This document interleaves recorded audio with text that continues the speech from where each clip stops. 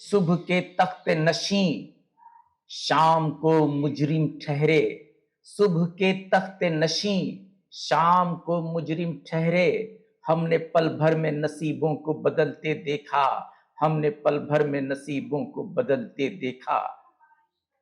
یہ 1857 کی بات ہے، جب انگریزوں نے 82 برس کے بہادر شاہ ظفر کے سامنے ان کے 4 لڑکوں کے سر قلم کر کے تھالی میں سجا کر تحفے میں پیش کر دیا۔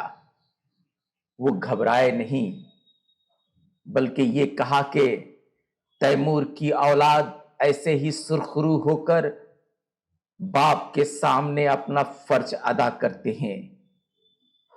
یہ مغل سلطنت کے آخری چراغ تھے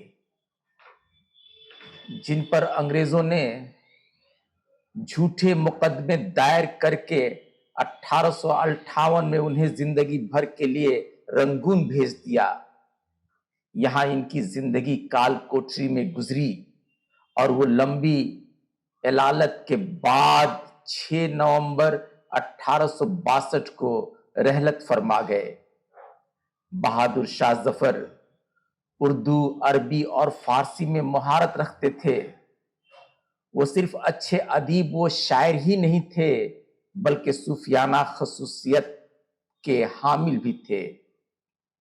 ان کے چند اشعار کتنا ہے بد نصیب ظفر دفن کے لیے، کتنا ہے بد نصیب ظفر دفن کے لیے، 2 گز زمیں بھی نہ ملی کوئے یار میں، 2 گز زمیں بھی نہ ملی کوئے یار میں، تم نے کیا نہ یاد کبھی بھول کر ہمیں، تم نے کیا نہ یاد کبھی بھول کر ہمیں، ہم نے تمہاری یاد میں سب کچھ بھلا دیا، ہم نے تمہاری یاد میں سب کچھ بھلا دیا، کہہ دو ان حسرتوں سے کہیں اور جا بسیں، کہہ دو ان حسرتوں سے کہیں اور جا بسیں، اتنی جگہ کہاں ہے دل داغدار میں، اتنی جگہ کہاں ہے دل داغدار میں، بھری ہے دل میں جو حسرت کہوں تو کس سے کہوں، بھری ہے دل میں جو حسرت کہوں تو کس سے کہوں، سنے ہیں کون مصیبت کہوں تو کس سے کہوں،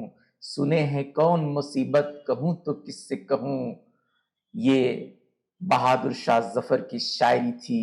شکریہ دوستو، پھر ملتے ہیں کسی دوسرے ویڈیو میں، تب تک کے لیے خدا حافظ۔